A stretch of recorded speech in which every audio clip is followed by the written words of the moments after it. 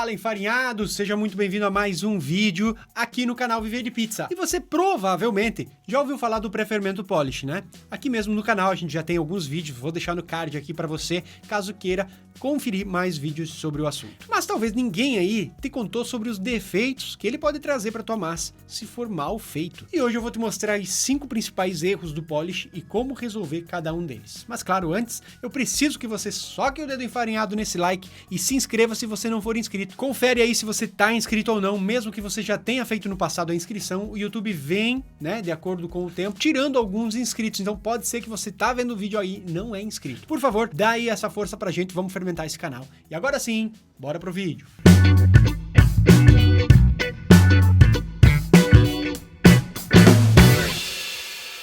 O polish surgiu na França no século XIX, inspirado por padeiros poloneses, e daí vem o nome polish. É um pré-fermento líquido, com partes iguais, farinha e água, uma pequena dose de fermento. Isso é só um contexto para, claro, trazer para você que ainda é um iniciante nesse mundo, o que é o polish. Ele traz leveza, sabor lático, uma estrutura uniforme e precisa de mais controle do que os outros pré-fermentos. E aqui agora vão os 5 principais erros, os mais comuns, claro, que são cometidos quando a pessoa faz um polish. Primeiro erro é o polish passado do ponto, que sofreu proteólise. O que você tem com isso? Uma massa bem mais pegajosa, uma massa mais fraca, que não tem muito salto de forno. Para você melhorar isso, você precisa usar ele no pico de fermentação, quando ele está cheio de bolhas e um pouquinho do colapso no centro, mas não todo colapsado. Você precisa ver que ele também não tem nenhum acúmulo de água. Se você tiver muito acúmulo de água na parte inferior do polish, pode ser um indício de colapso total. Agora o segundo erro é sobre os açúcares em excesso. Você vê, por exemplo, uma queima rápida no forno, um ganho de coloração muito rápido e uma queima. Você precisa entender que precisa ter uma redução da temperatura do forno nesses casos e antecipar um pouco mais o uso do polish, claro, para você trazer esse produto da melhor forma possível. O ponto 3 agora, o erro 3, é a extensibilidade alta demais. Claro, a extensibilidade é um ponto crucial, é um ponto específico da utilização do polish. Toda massa com polish ganha em extensibilidade, porém não pode ser demasiada. O disco não pode rasgar facilmente. E para você consertar isso, você precisa usar o polish mais jovem. Uma farinha talvez mais forte também possa já resolver esse problema. O quarto erro mais comum é a massa, quando ela explode na geladeira. Ela cresce de uma forma absurda e acaba também colapsando de uma forma muito mais rápida. Isso se dá geralmente porque o fermento foi colocado de uma forma errada, né? Então você precisa olhar para isso de uma forma que você reduzir esse fermento, vai reduzir essa fermentação ao frio e, claro, vai trazer um produto polish com melhor qualidade por mais tempo. O quinto erro é uma mistura incorreta, porque muitas vezes você, por achar que a mistura é relativamente fácil, 100% de água, né, o que tu bota de água, tu bota de farinha, você acha que não precisa misturar muito bem. E é muito pelo contrário, você precisa sim de um batimento eficaz. Então presta bem atenção, você primeiro engrossa o polish ali com parte da farinha e depois adiciona o resto. Essa é uma bela de uma forma de fazer o batimento. Bom, agora a gente vai lá para o nosso laboratório para mostrar para você como fazer um polish básico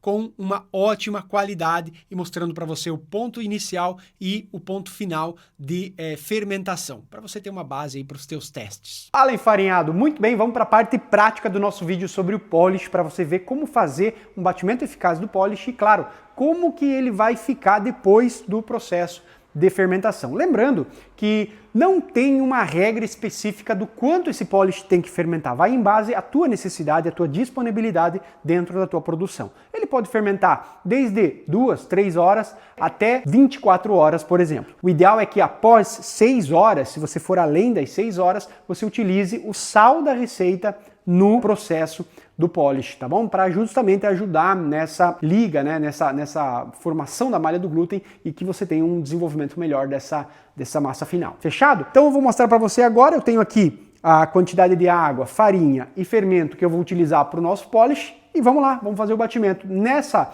forma de batimento eu nem vou utilizar a maceira, justamente porque é um pré-fermento que é bastante líquido, então ele automaticamente não vai precisar ter Vou ter que pegar um garfo, cacete. Para esse processo a gente vai utilizar então toda a farinha e toda a água e todo o fermento. Já lembrando que para essa receita eu utilizei 300 gramas de farinha, uma farinha médio forte, né? Se pode então, por base de proteína, uma farinha com 12 de proteína já é adequado para um polish de 6, 8 horas, sem problema algum. E aqui eu já adicionei 300 gramas de farinha, 300 gramas de água e já adicionei 1 grama de fermento, tá bom?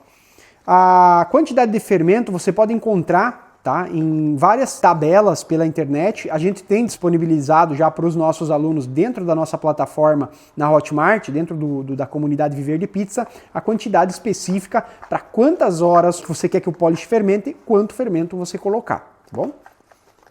Mexendo assim, tranquilamente, porque também uma massa com 100% de hidratação é bem fácil. O ideal é você também não desistir logo de cara, né? Se eu parar aqui, eu percebo que tem vários grumos ainda de farinha e esses grumos podem não ser absorvidos, né? Então, o ideal é você continuar o batimento até você ver desaparecer esses grumos de farinha. Ah, Éder, é importante eu peneirar essa farinha? Bom, para ser bem sincero, não necessariamente você tem que peneirar a farinha, tá?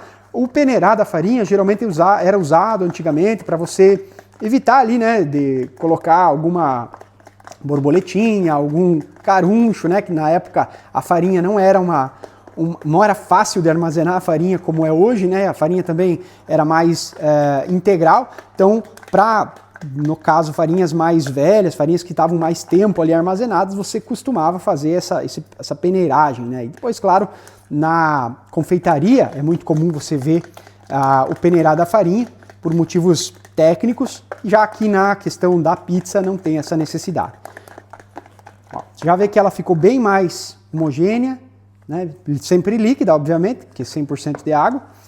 Aí você pode fazer o quê? Levar ela protegida do ar para uma fermentação no tempo em que você especificou. Nesse caso aqui, você pode fazer uma fermentação de 2 a 3 horas, você vai ter um resultado excepcional. Esse aqui é um resultado de um polish com 24 horas, mas deveria ser um polish com 4 ou 5 horas em base à quantidade de fermento que você usou, ter o mesmo resultado, que é o quê? É o colapso da massa no centro, né? Então tu vê que ela fermentou, ela chegou a triplicar de tamanho, e aí ela acaba perdendo um pouco de volume, mas o colapso vem central, né? Então esse colapso é necessário para quê? Que você tenha a visualização de que, ok, tá top, agora eu posso usar na minha receita. Quanto de polish eu vou usar na minha receita de pizza?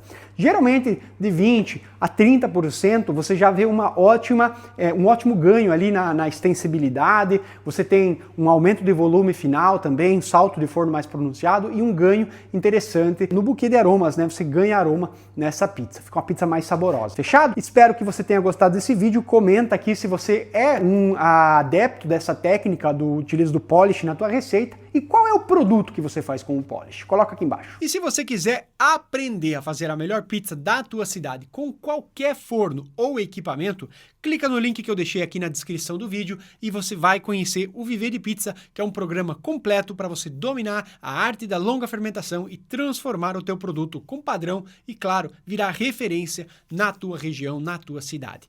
Não esquece, a gente se vê no próximo vídeo e bora viver de pizza!